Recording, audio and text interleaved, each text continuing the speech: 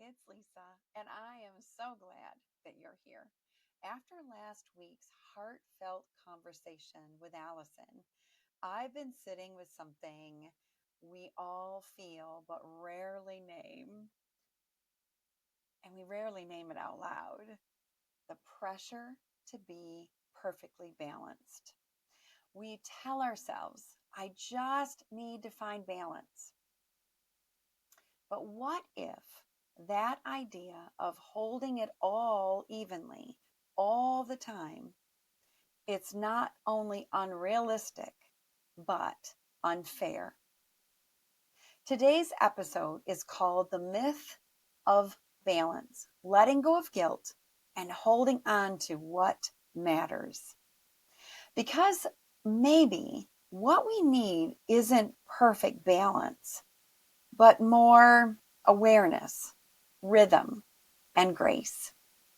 We'll explore why balance is a myth that can fuel guilt, how to drop the ball without dropping your radiance, and what it means to root yourself in the things that matter most.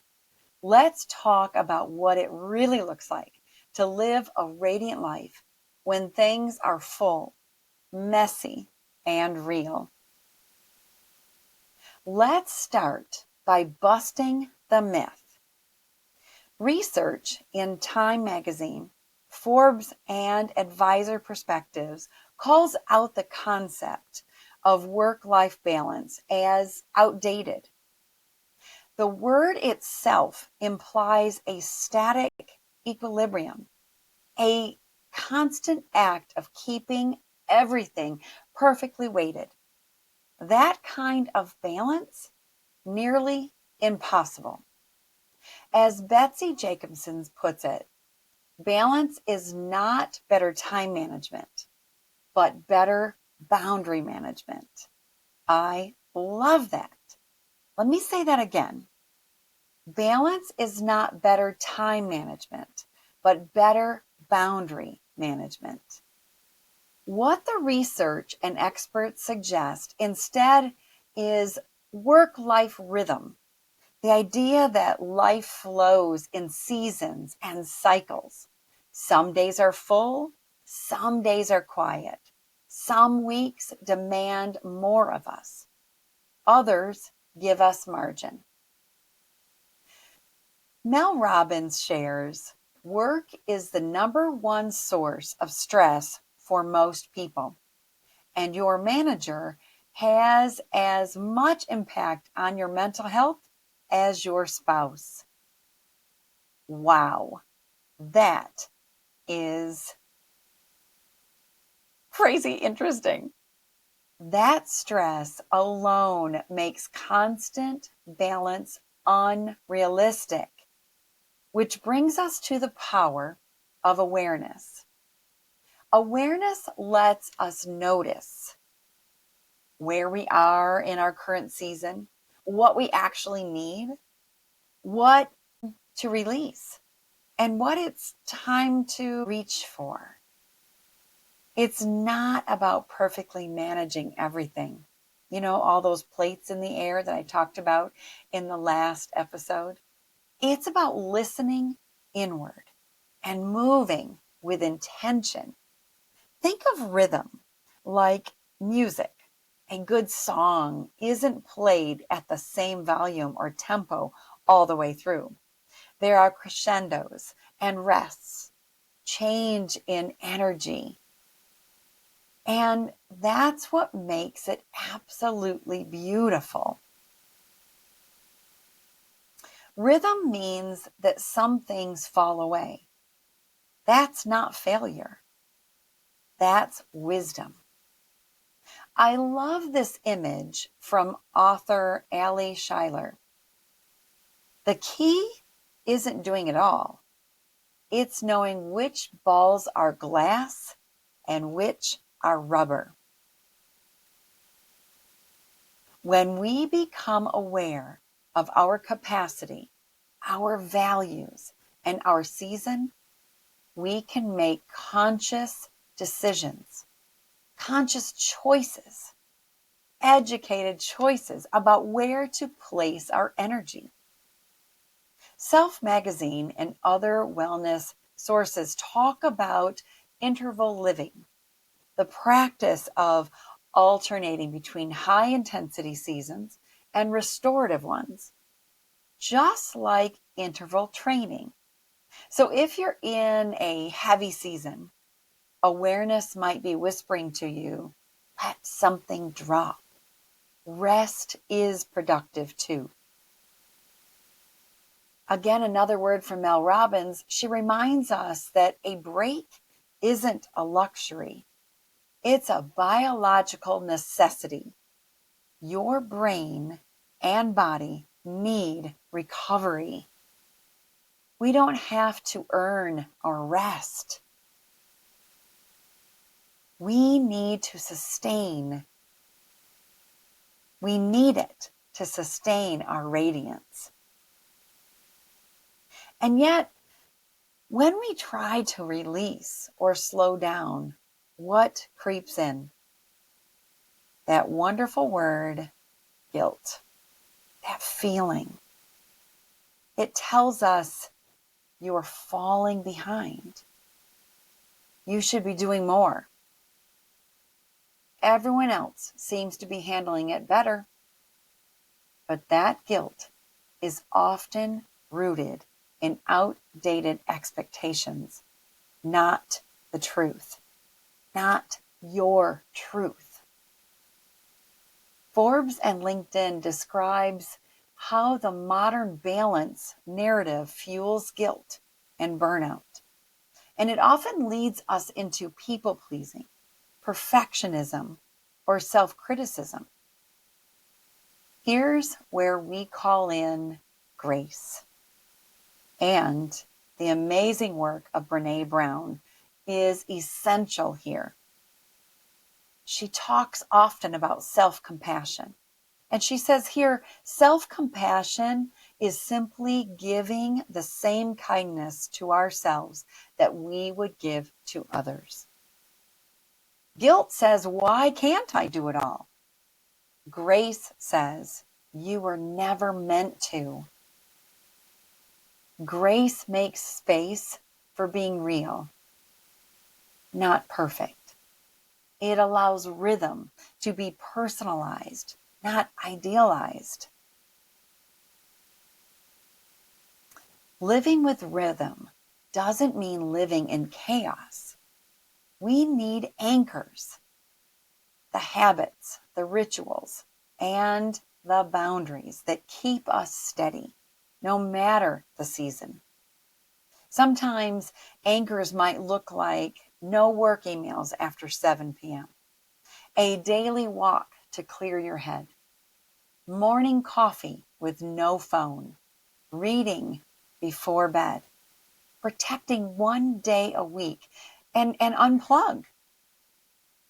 I believe Allison talked a lot about spending some time anchoring and really being steady and recognizing what she needed to do.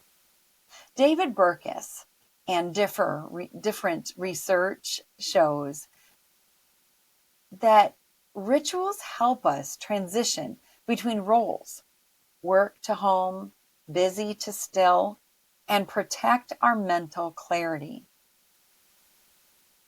Jocko Willink puts it like this: discipline equals freedom. And again, awareness is what makes these anchors effective. Without awareness, rituals become robotic. With awareness, they become restorative. Brené teaches that vulnerability and courage require the structure, because knowing what grounds you gives you the strength to show up. Now it's your turn. Take a deep breath. Grab your journal, or just reflect as you listen. What does balance mean to you right now?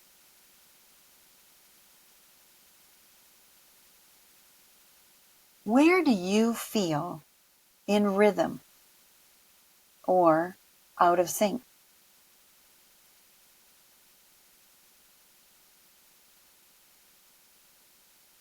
When have you dropped the ball in the past and felt relief?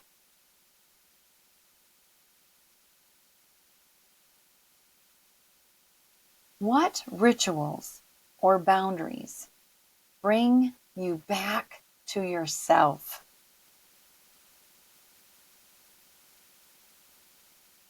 What is your awareness trying to tell you today? And let's bring in Allison's beautiful insight from last week's episode when she said, becoming never stops.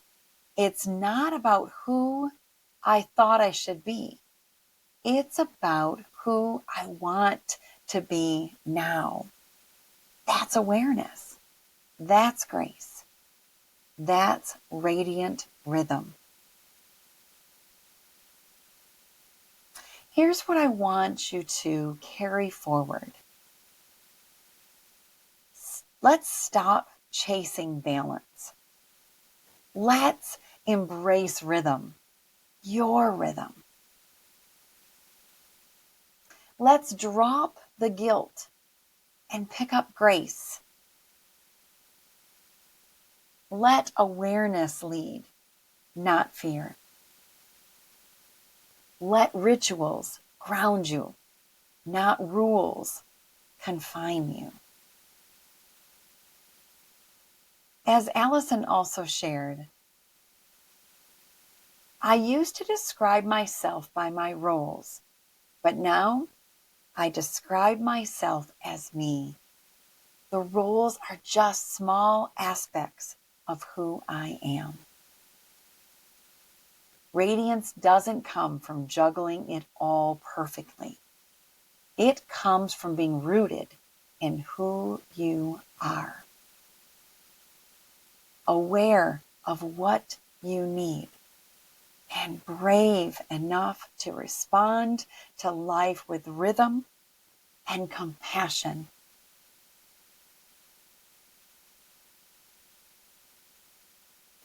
I remember one time when Mel Robbins said this particular quote, and it took me off guard, honestly, because as a therapist, feelings do matter.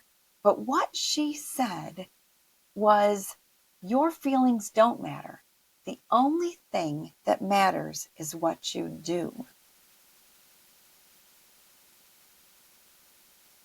It really made me think, how do we respond to those feelings? So maybe she's right.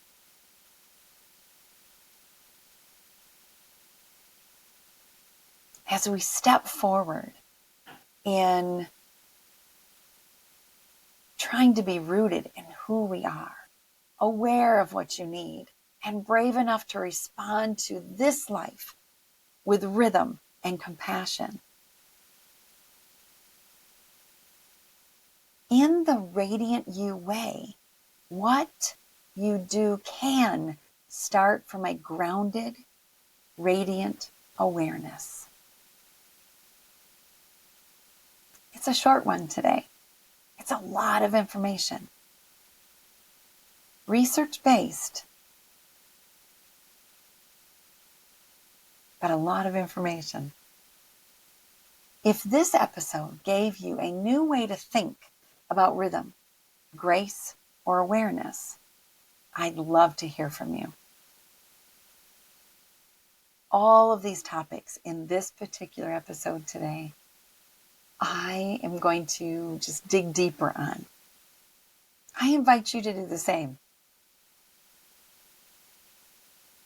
And here's the thing, if you know someone who's been carrying guilt or chasing balance, would you share this with them?